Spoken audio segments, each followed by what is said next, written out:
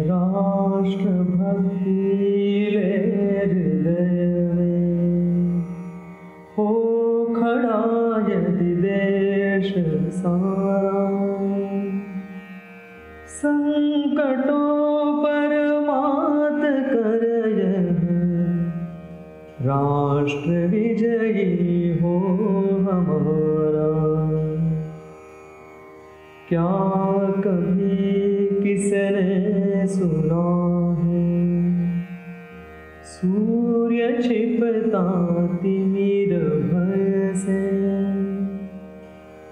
क्या कभी सरिता रुकी है बांध से बन पर्वतों से? जो न रुकते मार्ग चलते चीर कर सब संकटों को, वर्ण करती कीर्ति उनका तोड़ कर सब असुरदल को। ध्येय मंदिर के पथिक को कंटकों का ही सहारा, संकटों पर मात कर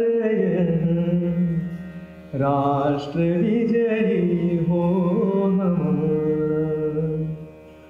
हम न रुकने को चले हैं सूर्य के यदि पुत्र हैं तो, हम न हटने को चले हैं सरित की यदि प्रेरणा तो। चरण अंगद ने रखा है आप उसे कोई हटाए, दहकता ज्वालाओं की आप उसे कोई बुझाए। मृत्यु की पीकर सुधा चल पड़ेंगे दुधारा, संकटों पर मात कर राष्ट्र विजयी हो हमारा। ज्ञान के विज्ञान के भी क्षेत्र में हम बढ़ेंगे, नील नभ के रूप के नव अर्थ भी हम कर सकेंगे। भोग के वातावरण में त्याग का संदेश देंगे, त्रास के घन बादलों से सौख्य की वर्षा करेंगे। स्वप्न यह साकार करने संगठित हो हिंदू सारा, संकटों पर मात कर राष्ट्र विजयी हो हमारा। राष्ट्र भक्ति ले हृदय में हो खड़ा यदि देश सारा, संकटों पर मात कर राष्ट्र विजयी हो हमारा। राष्ट्र विजयी हो हमारा।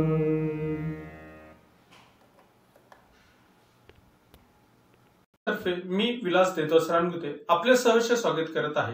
स्वयंसेवकाच्या व कार्यकर्त्या सर्वांगीण उन्नतीसाठी व कार्यक्षेत्रात मार्गदर्शन करण्यासाठी आपण आपल्या मागील आठवड्यात ऑनलाईन प्रशिक्षण बौद्धिक सत्र आयोजित केले होते। त्यामध्ये प्रवासी कार्यकर्त्याची भूमिका, माझी शाखा, मी एक वस्ती प्रमुख व माझी जबाबदारी, हे सर्व सत्र झाले। काही आयोगानुसारही सत्र झाले। त्यामध्ये विद्यार्थ्यांसाठी ई शाखा, माझी जबाबदारी, व्यावसायिकांसाठी संघ कामातील महत्व व प्रौढांसाठी सध्या स्थितीतील बदलती जीवनशैली हे विषय झाले। हे सर्व सत्र गुगल मीटच्या माध्यमातून झाले। सर्व सत्रांना चांगला प्रतिसाद मिळाला व स्वयंसेवक व कार्यकर्त्यांचे मोलाचे मार्गदर्शन लाभले। आज आपण ह्या सर्व सत्र प्रीत्यार्थ समारोपाचा बौद्धिक वर्ग आयोजित केला आहे। या वर्गाचा क्रम मी सांगतो। यानंतर अमृतवचन, सुभाषित, वैयक्तिक गीत व परिचय, त्यानंतर प्रमुख बौद्धिक होईल। धन्यवाद। मी अमृतवचन म्हणत आहे।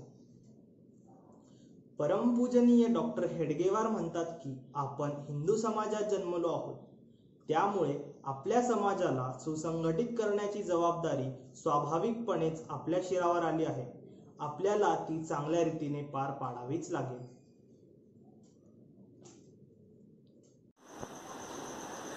मी सुभाषित सांगत आहे।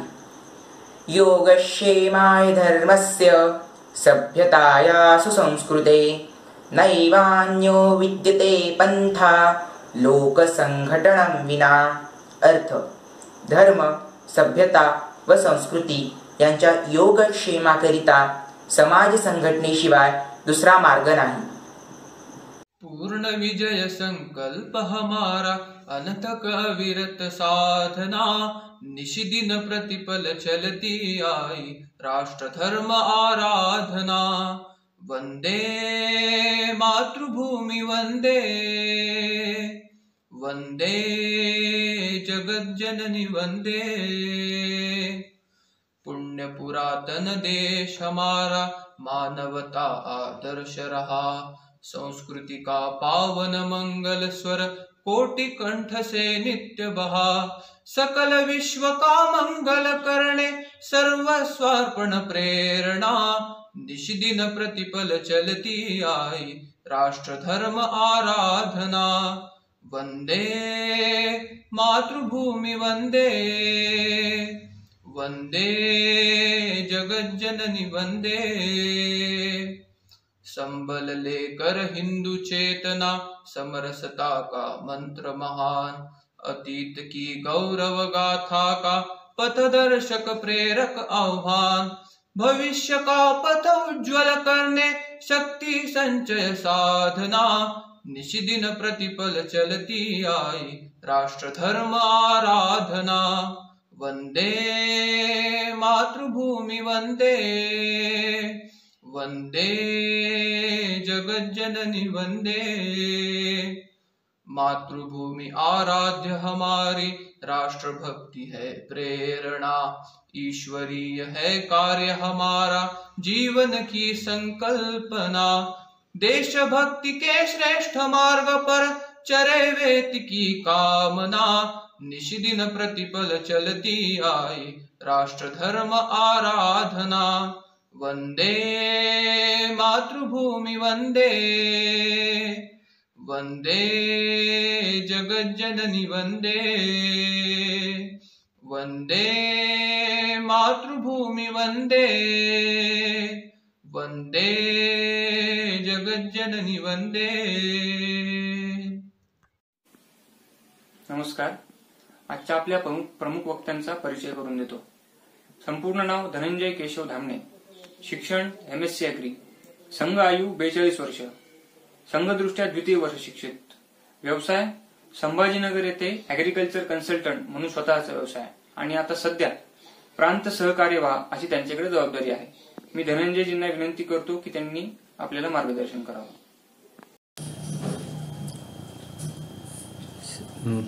उपस्थित अधिकारी वर्ग तथा स्वयंसेवक बंधूंनो, संत गाडगे बाबा भागाचं गेल्या आठवडाभर प्रशिक्षण सुरू होतं। वेगवेगळ्या विषयांच्या माध्यमातून जे दायित्ववान कार्यकर्ते आहेत त्यांच्यासाठी हा वर्ग होता। राष्ट्रीय स्वयंसेवक संघामध्ये अशा याला प्रशिक्षण वर्ग किंवा अभ्यास वर्ग म्हणतात। याच्यामध्ये स्वयंसेवक स्वतः येऊन शिकत असतात. अन्य ठिकाणी त्याला प्रदर्शन म्हणतात. जे काही आपलं आहे ते इतरांना दाखवण्याची चढाओढ आपल्याला दिसते आणि म्हणून संघामध्ये पहिल्यापासून अशा वर्गांना अभ्यास वर्ग किंवा प्रशिक्षण वर्ग म्हणतात.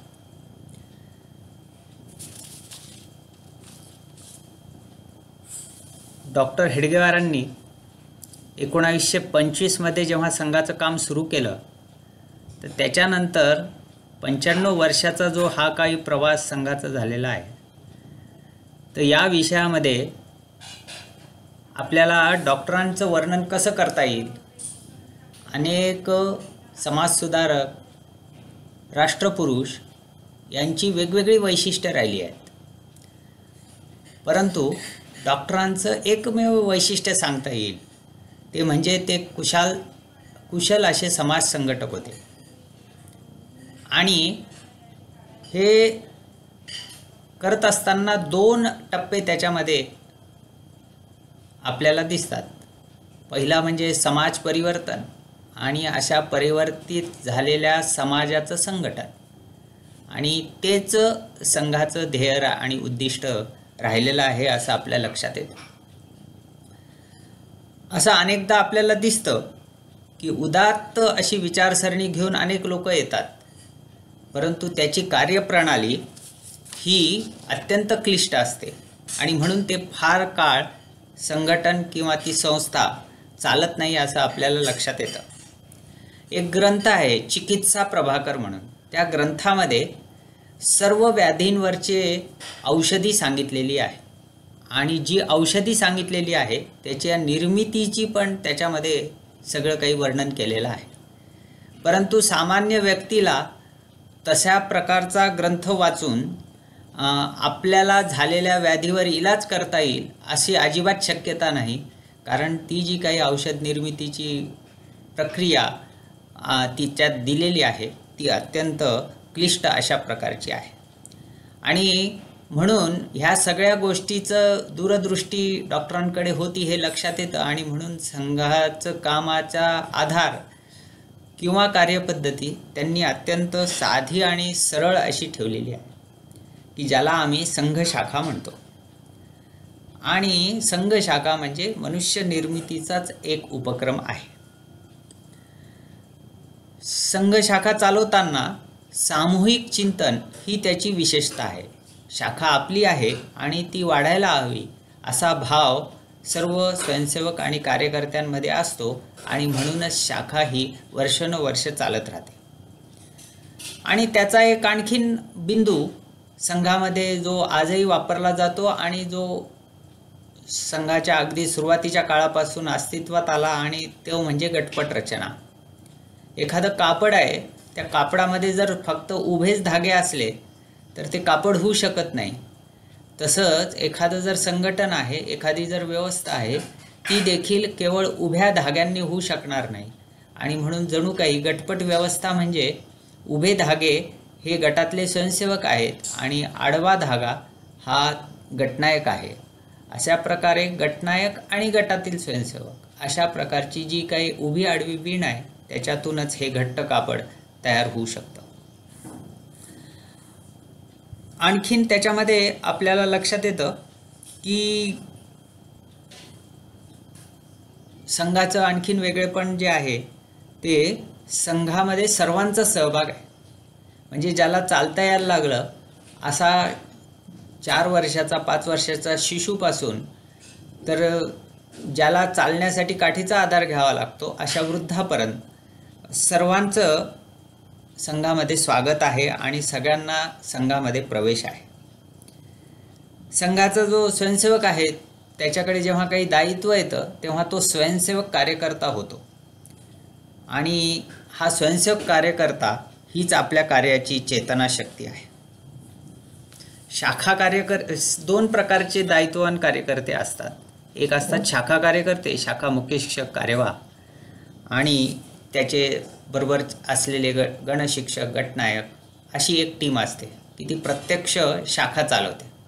दुसरे असतात प्रवासी कार्यकर्ते. ही शाखेच्या वरची रचना एक संघामध्ये आहे आणि मग वेगवेगळ्या स्तरावरची हे कार्यकर्ते असतात.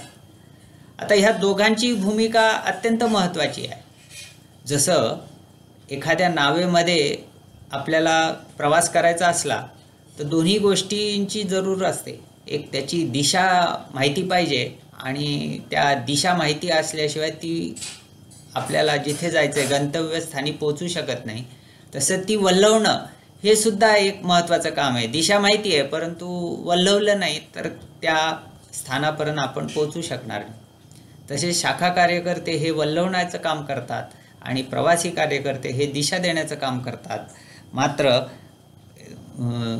त्याच्यामुळेच आपण आपल्या जो उद्देश आहे, जो ध्येय आहे, त्या दिशेने संघाचा 95 वर्षापासूनचा प्रवास हा चालू आहे. आता हे वल्हवणं असेल किंवा दिशा देणं असेल, हे संघ कार्यकर्ता जे काही करत असतो तो कसा शिकतो? त्याला कोणत्या प्रकारच्या दंडाच्या भीतीने करतो का त्याला एखादी नोटीस येईल याच्या भीतीने करतो? तर तो त्याच्यात स्वतःतली जडणघडण कशी करून घेतो? तर संघामध्ये त्याची कार्यपद्धती अत्यंत सरळ अशी आहे. सर्व डॉक्टरांपासून तर आतापर्यंतच्या सर्व अधिकाऱ्यांनी आपल्या वर्तनातून संघ स्वयंसेवक कार्यकर्ता घडला. त्यांनी बऱ्याच वेळा सांगितलं कमी आणि केलं अधिक. त्याच्या करण्याकडे बघून स्वयंसेवक शिकत जातात आणि त्याची फार प्रेरणादायी उदाहरणं आपल्याकडे उपस्थित आहेत. अगदी स्वतःच्या उदाहरणापासून डॉक्टरांनी सुरुवात करून दिली. संघाचं सगळ्या जगभरात नाव आहे की हे वेळ पाळणारी मंडळी आहेत. डॉक्टर हेडगेवार एका मुंजीसाठी 32 मैल दूर नागपूरपासून एका कार्यकर्त्याकडे गेले होते. बरोबर 4-5 जण पण होते आणि वेगवेगळ्या कारणास्तव तो कार्यक्रम लांबला आणि शेवटची जी बस होती नागपूरला येणारी ती निघून गेली. आता कसं करायचं? तर स्वाभाविकपणे सगळ्यांबरोबर असलेल्या कार्यकर्त्यांनी म्हटलं की आता मुक्कामाशिवाय पर्याय नाही. पण डॉक्टरांची सकाळी 7 वाजता एक बैठक ठरलेली होती नागपूरमध्ये आणि कसंही करून आपण तिथे वेळेत पोचलं पाहिजे, नाहीतर ज्यांना जे त्या बैठकीला येणारे त्या कार्यकर्त्यांचा खोळंबा होईल. एवढ्या एका गोष्टीसाठी डॉक्टर 32 मैल पायी चालायला निघाले. सुदैवाने 7-8 किलोमीटर आल्यावर एक दुधाची गाडी मिळाली आणि म्हणून मग त्यांना पुढचा प्रवास त्यांचा त्या दुधाच्या गाडीने होऊ शकला. म्हणजे दिलेली वेळ पाळण्यासाठी किती कष्ट झाले तरीसुद्धा चालेल, पण ते आपण केलं पाहिजे असा आदर्श डॉक्टरांनी घालून दिला होता.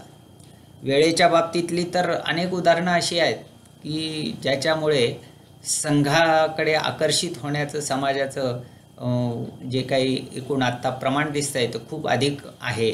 त्याला एक वेळ पाळणं ही सुद्धा एक गोष्ट महत्त्वाची आहे.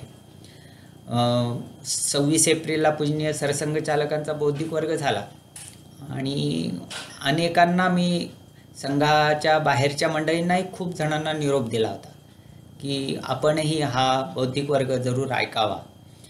ते ऐकल्यानंतर त्यातलं मॅटर तर सगळ्यांना आवडलंच होतं की त्यांनी जी मांडणी केली होती ती. पण त्यातल्या काही जणांनी मला असं म्हटलं की ही कमाल आहे म्हणले संघाची, की बरोबर 5ला म्हणजे 5ला सुरू झालं आणि 40व्या मिनिटाला बरोबर बौद्धिक थांबलं. आणि मला असं वाटतं की हे जे काही वेळेचं गणित संघ स्वयंसेवक कार्यकर्ते पाळतात त्याचा एक प्रभाव हा निश्चितपणे समाजावर होतो. आणि म्हणून वेळ पाळणे हे एक संघाचं वैशिष्ट्य आहे, जे आदर्श आपल्या अधिकाऱ्यांनी घालून दिलेला आहे त्याच्यावर आपण चालणं आवश्यक आहे. दुसरी एक गोष्ट आहे की संघाच्या कामाचा आधार आहे आत्मीयता. एक दुसऱ्याबद्दलची आपुलकी हाच त्याचा आधार आहे. आणि मग ती आपुलकी म्हणजे किती आत्यंतिक आपुलकीची अनेक उदाहरणं संघ कार्यकर्त्यांनी घालून दिलेली आहेत. त्याच्यातलं मला रज्जू भैयांचं उदाहरण सांगावंसं वाटतं की ते लखनौला असताना तसे रज्जू भैया हे सुखवस्तू घरातले ठाकूर म्हणून ते त्यांची नाव होतं लखनौमध्ये त्यांच्या वडिलांचं. आणि त्यांच्याकडे त्यावेळेस काहीतरी जिल्ह्याची वगैरे जबाबदारी असेल. त्या एका ग्रामीण भागातल्या शाखेवर त्यांचे नेहमी प्रवास व्हायचे. तर अशा एका प्रवासामध्ये त्यांच्या लक्षात आलं की एका शाखेतल्या खेडेगावातल्या शाखेच्या कार्यवाह हा आजारी आहे आणि काही केल्या त्याचा इलाज तिथल्या स्थानिक इलाजाने तो बरा होत नाही आहे. आणि म्हणून मग रज्जू भैया त्याला लखनौला घेऊन आले शहरामध्ये आणि डॉक्टरांना दाखवलं. डॉक्टरांनी निदान केलं की त्यांना TB झालेला आहे, क्षयरोगाने ग्रस्त असा तो कार्यकर्ता आहे. रज्जू भैयांनी स्वाभाविकपणे त्याच्या जी ट्रीटमेंट करायची होती त्याच्यासाठी त्याला आपल्या घरी घेऊन आले आणि एक 4-6 महिने त्याला तिथे राहावं लागणार होतं. त्या काळी तेवढा वेळ त्या ट्रीटमेंटला लागत होता. ते जेव्हा घरी घेऊन आले त्यावेळेस त्यांच्या वडिलांनी त्यांना बोलवून घेतलं आणि म्हटलं की तू हे खूप चांगलं केलंस, त्यांना इथे घेऊन आलास, डॉक्टरांना दाखवलं आणि त्याचा इलाजही आता तू करायचं ठरवलेलं आहेस आणि ही खूप चांगली गोष्ट आहे आणि ते आपण निश्चितपणे करूया. फक्त मला एकच म्हणायचं आहे की त्याच्या ट्रीटमेंटचा सगळा खर्च आपण करू, परंतु त्याला आपण आपल्या घरी काही ठेवू नये. त्यावेळेस रज्जू भैयांनी जे काही उत्तर त्यांना दिलं आहे, प्रतिप्रश्न जो केलेला आहे, त्याच्याने सगळ्यांचं म्हणजे त्याच्यातली एखाद्या कार्यकर्त्याबद्दलची आत्मीयता, आपुलकी किती असू शकते याचं एक उदाहरण रज्जू भैयांनी त्याच तरुणपणी आपल्याला घालून दिलं आहे. ते वडिलांना असं म्हणाले की जर उद्या मला क्षय झाला, मला जर TB झाला तर तुम्ही मलाही घरात ठेवणार नाहीत का? पुढे वडिलांना काही त्याच्यावर उत्तर देण्याचा प्रश्नच नव्हता आणि तो कार्यकर्ता त्यांच्याकडे 4-6 महिने राहिला आणि बरा होऊन घरी गेला. मला असं वाटतं की ही जी काही उदाहरणं आहेत ही अत्यंत आपल्यासाठी प्रेरणादायी आहेत. प्रवास केला पाहिजे कार्यकर्त्यांनी आणि सतत संपर्क केला पाहिजे असं संघामध्ये म्हटलं जातं आणि त्याच्यामुळे संघकाम वाढत असतं. तर याचीही उदाहरणं आपल्याला आपल्या अधिकाऱ्यांनी घालून दिली आहे. आपले जे प्रांत संघचालक होते बाबाराव भिडे, हे वकील होते. वकिली करत असताना शुक्रवारी ते सकाळी घरून निघतानाच बॅग घेऊन जायचे आणि कोर्ट संपलं की शुक्रवारी संध्याकाळी ते प्रवासाला जायचे प्रांतातल्या आणि सोमवारी सकाळी थेट कोर्टात यायचे. आणि असं अनेक वर्ष त्यांनी हे पाळलं. किती कठोरपणे पाळलं तर दिवाळीमध्ये त्यांच्या मुलीचं लग्न झालं आणि पहिल्या दिवाळी सणाला मुलगी येणार होती आणि दिवाळीत तर बाबा कधीच घरी थांबलेच नाही. ते नेहमी प्रवासाला जायचे आणि कार्यकर्त्यांकडेच जायचे. तर आता प्रश्न निर्माण झाला की पहिल्या दिवाळी सणाला वडील नाहीत, असं कसं चालेल, जावई येणार. मग शेवटी गुरुजींचा प्रवास योजला पुण्यामध्ये आणि त्यांचा निवास पण त्यांच्या घरी ठेवला. एवढा सगळा कार्यकर्त्यांनी विचार करून ते घडवून आणलं आणि गुरुजींचा प्रवास होता म्हणून बाबा भिडे पहिल्या दिवाळी सणाला मुलीच्या घरी होते. तर जे ठरवलं आहे ते किती काटेकोरपणे केलं पाहिजे याचं एक फार चांगलं उदाहरण आहे. जशी आत्मीयतेचा भाग महत्त्वाचा असतो तसाच संवेदनशीलता पण कार्यकर्त्यातली फार महत्त्वाची असते. आपले त्याच्यानंतरचे प्रांत संघचालक प्रल्हादजी यांचं उदाहरण सांगतात की ते नेवरगावला जेव्हा त्यांचं गाव होतं तिथे राहायचे, तर त्यांच्या लक्षात यायचं की गावातले अनेक जणं हे अनवाणी फिरायचे. का तर ते चप्पल घेऊ शकत नव्हते. तर ते जेव्हा केव्हा संभाजीनगर शहरात यायचे आणि मग ते घरोघर विचारायचे की तुमच्याकडे काही जास्तीचे जर जोडे असले जुने तर ते तुम्ही मला द्या. आणि मग प्रल्हादजी ते जोडे घेऊन जायचे. त्याची काही दुरुस्ती असेल तर ती चांभाराकडनं करायचे आणि अशा गरजूंना त्यांनी ते चप्पल बूट द्यायचे. ही समाजात असलेल्या दुःख किंवा कमतरता याची जी संवेदनशीलता कार्यकर्त्यांमध्ये असणं आवश्यक आहे आणि ती किती टोकापर्यंत असू शकते. आणि म्हणून प्रल्हादजींसारखा व्यक्ती देखील जोडे जमा करायचं काम केलं, कारण ती संवेदनशीलता त्यांच्या हृदयामध्ये होती. आणि अशा प्रकारचं हे उदाहरण आपल्याला लक्षात येतं.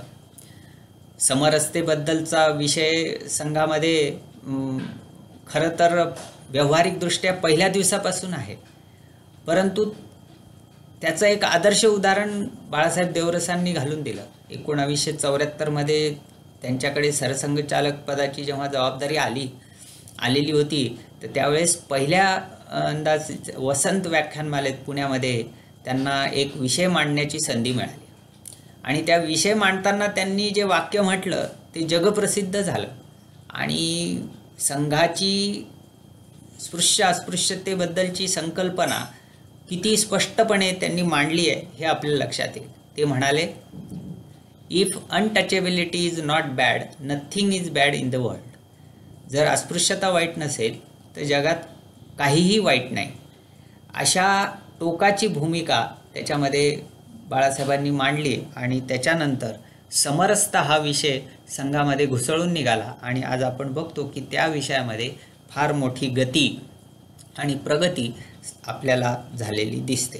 तर अशा प्रकारचे अनेक आदर्श आपल्या कार्यकर्त्यांनी घालून दिलेले आहेत.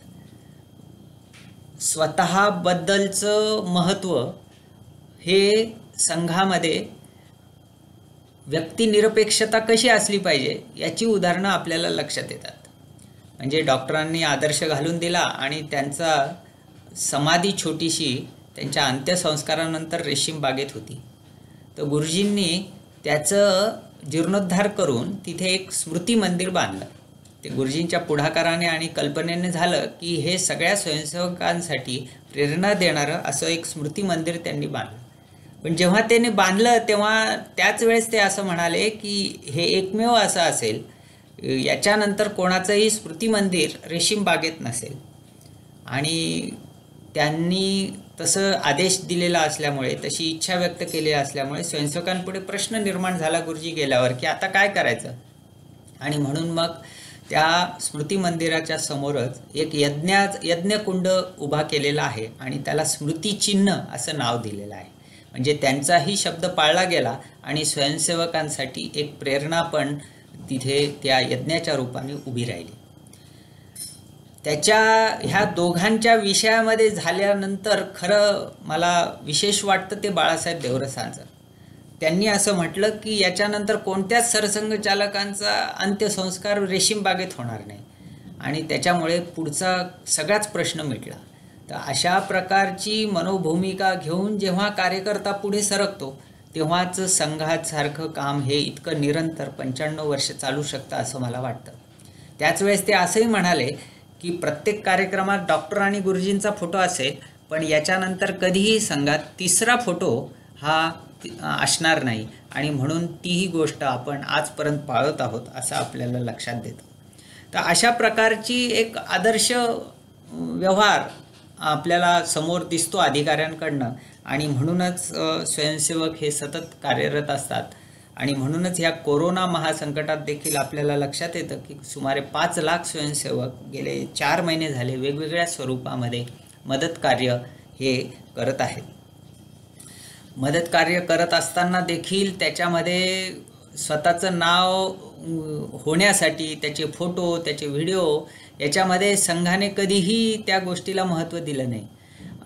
आणि धारावीच्या बाबतीत आता फार मोठी चर्चा समाज माध्यमांमध्ये चालू आहे, सोशल मीडियावरती, आणि त्याच्यातही असंच लक्षात येतं की संघाने त्याच्यामध्ये कोणी काही आरोप प्रत्यारोप केले, यश अपयशाच्या धनी होण्याचा प्रयत्न केला तर संघाने त्याच्याबद्दलची कोणत्याच प्रकारची प्रतिक्रिया ही दिलेली नाही.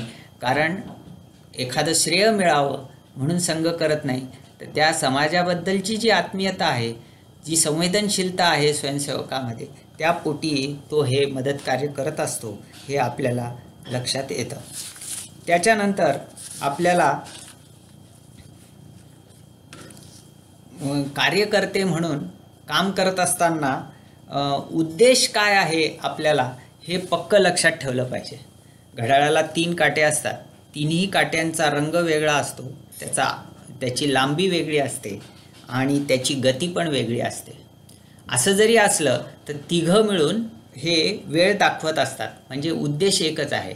त्याच्यामुळे कार्यकर्ता म्हणून आपल्याकडे आलेली जबाबदारी कोणत्याही स्वरूपाची असली तरी आपल्याला उद्देश आपला एकच आहे याची खात्री आपण करून घेतली पाहिजे. एखादं बैठक खोली असते घरातली आणि त्याच्यामध्ये अनेक गोष्टी असतात. जसं छत आहे त्या घराला, छताचा उद्देश काय आहे तर ऊन आणि पाऊस लागू नये म्हणून. खिडकी आहे त्याचा उद्देश आहे उजेड यावा, हवा यावी. पंखा लावलेला आहे, पंख्यामुळे गरमीपासून आपल्याला सुटका व्हावी. अंधार पडल्यावरती लाईट आहे, तो लाईट लागला म्हणजे तिथे उजेड पडू शकतो. पण याच्या व्यतिरिक्त पण काही गोष्टी ह्या बैठक खोलीत असतात. जसं एखादं वॉलपेपर आहे, चित्र आहे, त्याच्यानंतर हरणाचं एखादं चेहरा लावण्याची पद्धत आहे किंवा तुमचं वाघाचं कातडं लावण्याची पद्धत आहे. आता फ्लॉवर पॉट आहे. आता याचा खरंच काय उपयोग आहे म्हटलं तर याचा काहीच उपयोग नाही. पण कोणी म्हणेल की ह्या शोभेच्या गोष्टी आहेत. तर ह्या बैठक खोली शोभेच्या गोष्टी असू शकतात, पण संघामध्ये कोणताच स्वयंसेवक हा शोभेचा आहे असं असू नये. तर या गोष्टीची लक्षात आपण ठेवलं पाहिजे की मी जर स्वयंसेवक आहे तर मी शोभेचा नाही ना, याची आपण खात्री करून घेतली पाहिजे. आणि ही खात्री जर केली तर निश्चितपणे आपल्यामध्ये कार्यप्रवणता ही उत्पन्न होऊ शकते. एखादं कणीस आहे आणि त्या कणसामध्ये आपण मक्याचं कणीस विकत घेताना पाहून घेतो की कणसामध्ये दाण्यांची संख्या जास्त असेल ते निवडून आपण घेतो. खरंच जर विचार केला तर हे 100-125 दाणे त्या मक्याच्या कणसात आहेत. लावले होते किती? खरं तर त्या शेतकऱ्याने एकच दाणा लावला होता आणि त्या दाण्यापासून हे 100-125 दाणे तयार झाले. आणि मला असं वाटतं की संघाचं काम आपण तसं पाहिलं पाहिजे की आपण एक कार्यकर्ता म्हणून असे किती दाणे म्हणजे किती स्वयंसेवक किती कार्यकर्ते जोडू शकतो संघाला, याचा प्रयत्न केला पाहिजे. या बाबतीमध्ये मक्याच्या दाण्याची ही आपली प्रेरणा असली पाहिजे. आणि म्हणून अनेकांना प्रेरणा देण्याचे काम आपल्या हातून घडेल असा आपला व्यवहार पाहिजे. एकोहम बहुश्याम, एक आहोत माझ्यासारखे असे अनेक तयार करणं, असं आपलं हे ध्येय असलं पाहिजे. कार्यकर्त्याचं भावदर्शन जे होतं ते त्याच्या 6 गुणातून होतं. पहिलं असतं आत्मचिंतन, की आपलं जे ध्येय उद्देश आहे आणि आपल्याकडे आलेलं जे दायित्व आहे त्याच्या विषयामध्ये आत्मचिंतन करणं. ह्या चिंतनाचे जे मुद्दे आहेत ते सगळ्यांबरोबर चर्चा करणं हा दुसरा एक मुद्दा आहे. आणि मग त्या चर्चेतून निर्णय करणं की आपल्याला नेमके कोणते कार्यक्रम करायचे आहेत आणि मग त्या कार्यक्रमांची योजना बनवणं आणि ती बनवलेली योजना ही कठोर परिश्रम करून अंमलात आणणं आणि शेवटी 6व्यांदा सफलता ती प्राप्त करणं. आणि म्हणून आत्मचिंतन, चर्चा, निर्णय, योजना, कठोर परिश्रम आणि सफलता प्राप्ती अशा 6 टप्प्यातून कार्यकर्त्याचं भावदर्शन होत असतं.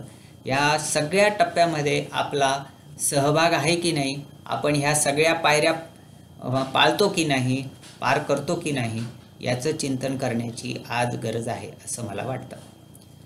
शाखेमध्ये जेव्हा आम्ही काही योजना बनवतो, काही कार्यक्रम ठरवतो, तर त्याच्यामध्ये आपल्याला सर्व कार्यविभागांचा विचार करणं आवश्यक आहे. जसं काही लिंबू सरबत आहे, त्याचे 4 घटक असतात. पाणी आहे, लिंबू आहे, साखर आहे, मीठ आहे. समजा 10 लिटर पाणी घेतलं आणि 1 चमचा साखर टाकली, 1 चमचा मीठ टाकलं आणि 4 थेंब लिंबाचे टाकले आणि प्यायला दिलं, तर कोणी म्हणेल की अरे हे तर पाणीच आहे. तसंच आपल्या शाखेमध्ये जर एकाच प्रकारचे फक्त खेळच झाले, फक्त शारीरिकच कार्यक्रम झाले किंवा फक्त बैठेच कार्यक्रम झाले, तर त्या सरबतासारखं होईल की त्याला कोणी सरबत म्हणणार नाही. आणि म्हणून संघामध्ये जेवढे काही कार्यविभाग आहेत त्या सगळ्यांचा कार्यक्रमामध्ये अंतर्भाव आहे की नाही याचा विचार ठरवताना प्रत्येक कार्यकर्त्याने केलं पाहिजे. आणि म्हणून शारीरिक, बौद्धिक, व्यवस्था, सेवा, संपर्क, प्रचार, सामाजिक सद्भाव ह्या सगळ्या विषयांचा कार्यक्रम उपक्रम ठरवताना आपण विचार केला पाहिजे. याच्या शिवाय देखील गतिविधींचाही त्याच्यामध्ये वार्षिक नियोजनामध्ये सहभाग असला पाहिजे. म्हणजे मग ते आपल्याला पाणी न वाटता ते खऱ्या अर्थाने सरबत होऊ शकेल. शाखा आणि त्याचा उद्देशच कार्यविस्ताराचा आधार आहे, म्हणजे ते निर्मितीचं केंद्र आहे. आणि म्हणून नेहमी शाखेचं योजना करताना, कार्यक्रम ठरवताना त्याच्यातून कार्यकर्ता निर्मिती झाली पाहिजे आणि असे कार्यकर्ते आपल्याला प्रचारक निघू शकतात का आमच्या शाखेतून, विस्तारक जाऊ शकतात का वर्षातून 8 दिवसासाठी, 2 महिन्यासाठी, 3 महिन्यासाठी सुट्टीमध्ये, अन्य वस्तीमध्ये आम्ही शाखा साप्ताहिक मिलन सुरू करू शकतो का, या सगळ्या गोष्टीचं चिंतन देखील शाखा कार्यकर्त्यांनी केलं पाहिजे आणि त्याच्यातून असे कार्यकर्ते देण्याची मनस्थिती आपली बनवली पाहिजे. संघ प्रेरणेने आज अनेक कार्य चालतात. नुसतं संभाजीनगरचा विचार केला तर 75 असे सेवा संघटना आहेत की ज्या संघाच्या प्रेरणेने इथे कार्यरत आहेत. तर अशाही अन्य क्षेत्रामध्ये रुची बघून आपल्या शाखेतून स्वयंसेवक ते काम करतील, त्यांना आपल्याला कार्यकर्ते देता येतील, अशा प्रकारचा जर विचार केला तर निश्चितपणे शाखा चालवण्याचा उद्देश हा सफल होऊ शकतो. आणि म्हणून 2 देशांमध्ये युद्ध झालं आणि एक देश हारला आणि देश हारल्यावरती त्या देशातली प्रमुख मंडळी बसली की आपण का हारलो.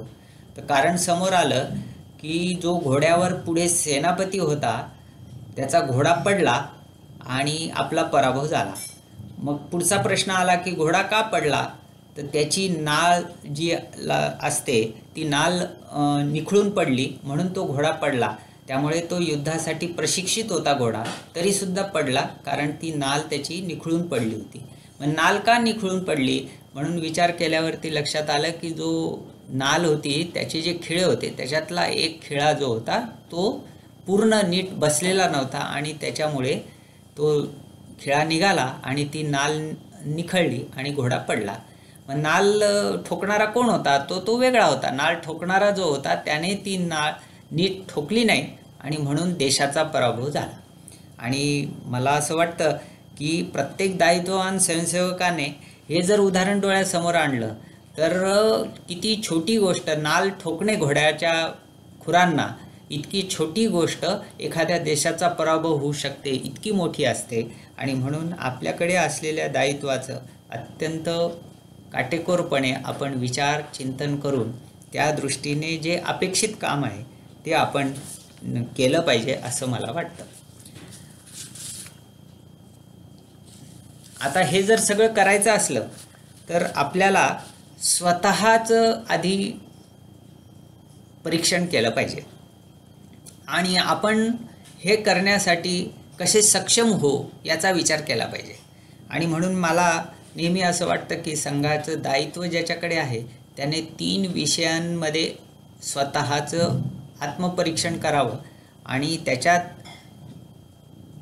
दिवसागणिक सुधारणा करण्याचा जर प्रयत्न केला तर जे संघाला अपेक्षित आहे ते काम आपण करू शकतो. सगळ्यात पहिल्यांदा येतो तो स्वतःचा व्यक्तिगत विकास. व्यक्तिगत विकासामध्ये माझा शरीर हे तंदुरुस्त असलं पाहिजे, सारखं सारखं आजारी पडणं हे काही सोयीचं नाही. आणि म्हणून माझ्या दिनचर्येमध्ये नियमित व्यायाम हा आहे का हे तपासलं पाहिजे. नाहीतर मी दर महिन्याला 2 वेळा तरी मी व्यायामाला सुरुवात करतो, याचाच अर्थ तो वारंवार खंडित होतो असा त्याचा अर्थ होतो. त्यामुळे नियमित व्यायाम करणं आणि आता कोरोनाच्या पार्श्वभूमीवर तर ते खूपच आवश्यक झालेलं आहे. पण अन्यही एकूणच शरीर आपलं तंदुरुस्त राहणे हे आवश्यक असल्यामुळे व्यायाम हा प्राणायाम असेल, योगासनं असतील किंवा अन्य काही असेल तर हा नियमितपणे करणं हे खूप आवश्यक आहे. जर मी दायित्ववान स्वयंसेवक असेल आणि शिकत असेल तर शिकताना शिक्षणामध्ये पण मी हा नंबर 1 असला पाहिजे किंवा माझ्या शिक्षणाचं जे काही एकूण स्तर आहे तो अतिशय चांगला असला पाहिजे, तरच तो प्रभाव इतरांवर पडू शकतो. एक मला उदाहरण आठवतं की नेताजी सायम शाखेचा कांताप्रसाद म्हणून कार्यवाह होता, मुख्य शिक्षक होता आणि तो डिप्लोमा पॉलिटेक्निकला शिकत होता. तर त्याला 76% मार्क मिळाले म्हणून त्याचं अभिनंदन करायला गेलो. तर त्यावेळेस तो म्हणाला की अभिनंदन केलं पण माझा 2रा नंबर आला आहे, तो पहिला येणं आवश्यक होतं. मी त्याला म्हटलं की अरे 76% म्हणजे खूप चांगले मार्क आहेत आणि पॉलिटेक्निकला. ते म्हणे मला 76%चं अजिबात कौतुक नाही, ते अजूनही कमी मिळाले असते तर काही अडचण नव्हती म्हणले. पण मी एका शाखेचा मुख्य शिक्षक आहे आणि त्याच्यामुळे माझा हा नंबर 1च असला पाहिजे, तरच मी माझ्या शाखेत येणाऱ्या स्वयंसेवकांच्या पालकांना सांगू शकतो की शाखेत तुम्ही तुमच्या मुलाला पाठवा म्हणून. तर अशा प्रकारची मनस्थिती एका 16-17 वर्षाच्या तरुणाची संघात कशी तयार होते याचं हे एक उदाहरण आहे. आणि इतक्या लहान वयात त्याने जे काही बोलला ते माझ्यासारख्यालाही अत्यंत प्रेरणादायी असं वाटलं. त्याचप्रमाणे जर आम्ही नोकरी व्यवसाय करत असू तर तो देखील आम्ही उत्तम केला पाहिजे. म्हणजे जी आर्थिक आपली उत्पन्न आहे ते किती असावं याला काही मापदंड नाही, पण जे आवश्यक आहे कुटुंबासाठी ते चांगलं असलं पाहिजे. अशा दृष्टीने आपली नोकरी व्यवसाय आपण केला पाहिजे. म्हणजे नोकरी करत असू तर तिथे आम्ही आमचे सगळे संघातले जे काही संस्कार आम्हाला मिळाले आहेत ते उमटतात की नाही, कामामध्ये सगळ्यांना मी हवासा वाटतो की नाही, कोणाला अडचण आली तर त्याला असं वाटतं का आपण यांना विचारलं पाहिजे म्हणून. तर अशा प्रकारची स्थिती आपल्या नोकरीच्या ठिकाणी आम्ही निर्माण केली आहे का हे एकदा तपासून पाहिलं पाहिजे. ते जर केलं तर आपलं जे काही कर्तव्य आहे नोकरी म्हणून ते आपण योग्य पद्धतीने स्वयंसेवक म्हणून पार पाडतोय असं होईल. व्यवसायातही तसंच आहे की व्यवसायामध्ये आमचं जे नाव आहे ते कोणत्या अर्थाने घेतलं जातं, चांगलं म्हणून घेतलं जातं का हा जो आहे व्यवहारात कच्चा आहे, चुकीचे व्यवहार करतो, उलटे सुलटे व्यवहार करतो असं नाव आहे. तर याही गोष्टीचा विचार आपण या दृष्टीने केला पाहिजे. आणि म्हणून योग्य कमाई पण व्हायला पाहिजे आणि नोकरी व्यवसायामध्ये देखील आपलं नाव हे चांगलं असलं पाहिजे. म्हणजे मग आपल्याला एक कार्यकर्ता म्हणून जो प्रभाव आहे तो आपला चांगला पडू शकतो. दुसरा एक विषय तो वैयक्तिक नंतर कौटुंबिक. बऱ्याच वेळा अनेक कार्यकर्ते खूप काम करत असतात, त्यांना असं वाटतं की चांगल्या भावनेने करत असतात, परंतु मग अशामुळे घराकडे फार दुर्लक्ष होतं. आणि घराकडे दुर्लक्ष झालं की मग घरातल्या मंडळींना असं वाटतं की हा काही कामाचा नाही, हा येऊन जाऊन संघाचंच काम करत बसतो, घरात लक्ष देत नाही. तर अशी कुटुंबात प्रतिमा होणं हे सुद्धा संघ कार्यकर्ता म्हणून चुकीचं आहे. कुटुंबात देखील आपला सहवास हा हवासा वाटला पाहिजे. कुटुंबामध्ये ठरवून कुटुंबाला वेळ दिला पाहिजे. त्याच्यातल्या ज्या काही त्यांच्या गरजा आहेत त्या आपण पूर्ण केल्या पाहिजेत. जिथे आवश्यक आहे तिथे कुटुंबातल्या कार्यक्रमांना आवर्जून उपस्थित राहिलं पाहिजे. तर असं जर केलं तर त्यांचं आणि संघाबद्दलची माहिती जे काही आम्ही बाहेर करतो, बैठकांमध्ये करतो, कार्यक्रम काय होतात ते पण जर आम्ही घरी सांगत राहिलो तर घरच्यांचाही सहभाग आपल्या कामामध्ये मदत ही होऊ शकते आणि आपल्याबद्दलचं मत हे कुटुंबात पण चांगलं राहणं आवश्यक आहे. आणि मग तिसरा विषय येतो संघकाम. संघकामात पण ठरवून काही गोष्टी केल्या पाहिजेत. जसं अपेक्षित तिथे उपस्थित, जिथे मी अपेक्षित असेल तिथे उपस्थित राहणं हे आपलं आवर्जून केलं पाहिजे. अगदीच काही फार मोठी अडचण आली तर त्याची पूर्वसूचना संबंधित अधिकाऱ्याकडे पोचणं हे आवश्यक आहे. परंतु निरोप मिळालेला आहे, मी अपेक्षित आहे आणि ज्यांनी बोलवलं आहे त्या अधिकाऱ्याला माहितीच नाही मी येणार आहे का नाही येणार आहे तर का नाही येणार आहे, तर ही स्थिती काही कार्यकर्ता म्हणून योग्य नाही. आणि त्याच्यामुळे अपेक्षित तिथे उपस्थित हे फार आवश्यक असा गुण प्रत्येकाने जोपासला पाहिजे. दुसरी गोष्ट आहे की किती काम करतो याच्यापेक्षा सुद्धा कसं काम करतो याला फार महत्त्व असतं. त्याच्यामुळे ठरवून नियमितपणे वेळ देणं संघकामाला हे संघकामासाठी खूप जास्त उपयुक्त असतं.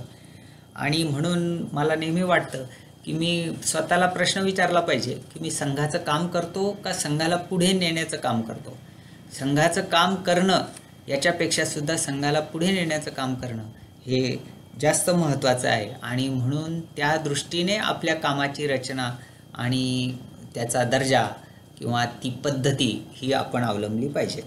आणि म्हणून कोणत्याही बैठकीत जाताना, वर्गात जाताना जर आम्ही होमवर्क करून, अभ्यास करून जर गेलो, कोणते बिंदूवर चर्चा होणार आहे याचा जर विचार केला, बैठक आम्हाला घ्यायची असेल तर त्याची पूर्वतयारी करून गेलो तर त्याच्यातला आपल्याला निश्चितपणे हा आनंद देखील हा मिळू शकतो. असं मला वाटतं. आणि म्हणून मला या निमित्ताने संघकामाचं जे काही आपलं ध्येय आहे, उद्देश आहे, तो समजून आणि जे काही आमचं प्रशिक्षण झालेलं आहे ते आत्मसात आपण अधिकाधिक करून त्याची परत एकदा उजळणी करून जे काही आमचे विषय झालेले आहेत ते आणि जे दायित्व आम्हाला मिळालेलं आहे ते अशा सगळ्याची एक सांगड घालावी आणि 2025मध्ये जे 100 वर्ष आपल्याला पूर्ण होणार आहेत संघाला, त्यावेळी समाजात आता जी अनुकूलता आहे त्याचा पूर्ण लाभ घेण्यासाठी आत्ता खरी कठोर परिश्रमाची आवश्यकता आहे. आपण जिथे जाऊ तिथे आपलं स्वागत आहे आणि म्हणून आपण जिथे हिंदू तिथे संघकाम, तिथे शाखा अशा एक डोळ्यासमोर ठेवून आपण काम केलं पाहिजे. आता हे शक्य आहे की नाही तर सहज शक्य आहे. अगदी गाडगेबाबाचा जर विचार करायचा म्हटलं भागाचा, तर त्या भागामध्ये जेवढ्या वस्त्या आहेत त्या सगळ्या कार्ययुक्त करणं असं सुद्धा होऊ शकतं आणि त्याचं नियोजन करणं काही फार अवघड आहे असं मला वाटत नाही. एक 24 तास किंवा 36 तासाची जर एक चिंतन बैठक, नियोजन बैठक जर केली भागातल्या सर्व प्रमुख कार्यकर्त्यांनी आणि एक पंचवार्षिक योजना बनवली की कोणकोणत्या वर्षामध्ये आपल्याला कशा कोणकोणत्या वस्त्यांपर्यंत पोचायचं, तर 2025 साली संत गाडगेबाबा भागामध्ये सगळ्या वस्ती ह्या कार्ययुक्त शाखा तिथे होऊ शकतात असं मला वाटतं की ती काही फार अवघड गोष्ट आहे आत्ताच्या अनुकूल परिस्थितीमध्ये असं नाही आहे. फक्त याचे नियोजन करणं, चिंतन करणं, नियोजन करणं, योजना बनवणं आणि कठोर परिश्रम करणं याची आवश्यकता आहे असं मला वाटतं. आज जे कोणी हा बौद्धिक वर्ग किंवा माझे विचार ऐकत आहेत तर त्याच्यामधल्या सर्व स्तरातल्या मंडळींसाठी माझी एक नम्र सूचना राहील की जे अजून संघाचे स्वयंसेवक नाही आहेत, संघात अजून येत नाही आहेत, तर जे कोणी ऐकतायत त्यांना माझी विनंती राहील की त्यांनी स्वयंसेवक व्हावं. जे स्वयंसेवक आहेत पण कोणत्याच प्रकारचं दायित्व आता त्यांच्याकडे नाही आहे, तर त्यांनी संबंधित अधिकाऱ्याला भेटून कोणत्या स्वरूपाचं छोटं मोठं दायित्व हे स्वतःहून स्वीकारलं पाहिजे.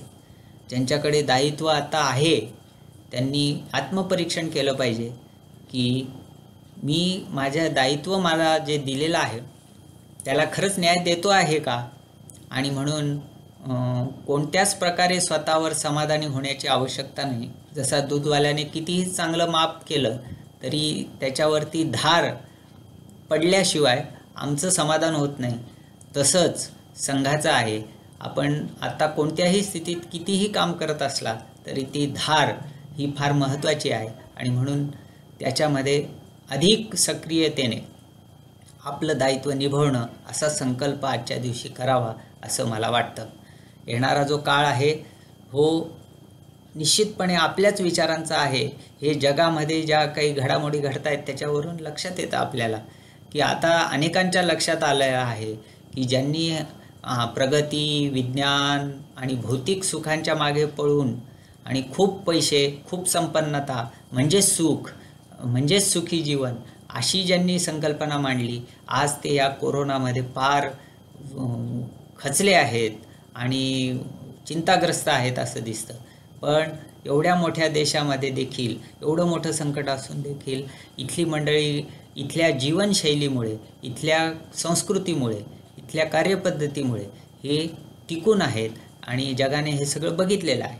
त्याच्यामुळे हा विचार जो आहे हा आता खऱ्या अर्थाने विश्वबंधुत्व आणि विश्वशांती या 2 विषयाकडे नेणारा असा आहे. आणि म्हणून आपण एक निश्चित ठेवायचं लक्षात की परत ह्या भारत मातेला जगद्गुरूचं स्थान प्राप्त करून देण्याचं, परमवैभवम नेतुमेतत् स्वराष्ट्रम, ह्या राष्ट्राला पुन्हा एकदा परमवैभव प्राप्त करून देण्याची जे रोज प्रार्थनेत आम्ही संकल्प करतो, तर प्रार्थना करतो परमेश्वराजवळ, तर ते आता अगदी आपल्या टप्प्यात आलेलं आहे. म्हणजे एक मी पूजनीय सरसंघचालक मोहनजी भागवतांचं एका ज्येष्ठ कार्यकर्त्यांच्या समोरचे जे त्यांनी मांडणी केली ती मला आठवते की ते म्हणाले की आता तुम्ही जे काही इतके परिश्रम करून संघाला इथपर्यंत आणलेलं आहे तर आपण अगदी आता शेवटच्या टप्प्यात आहोत. तुम्ही फक्त जिवंत राहा आणि तुमच्या हयातीतच हे हिंदू राष्ट्र झालेलं, हे भारत माता ही जगद्गुरू झालेलं आपल्याला पाहायला मिळेल. आणि म्हणून जर सरसंघचालकांचा शब्द खरा ठरायचा असेल तर आपल्या सगळ्या कार्यकर्त्यांना, सगळ्या स्वयंसेवकांना कठोर परिश्रमाशिवाय पर्याय नाही. आणि असाच हा संकल्प करून आपण इथून पुढे कार्यरत राहावं हीच एक इच्छा. धन्यवाद.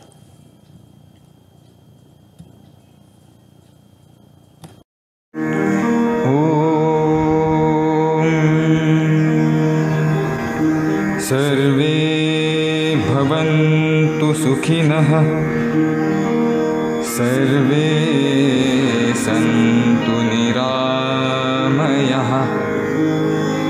सर्वे भद्राणि पश्यन्तु, मा कश्चित् दुःखभाग् भवेत्. ॐ शान्तिः शान्तिः शान्तिः.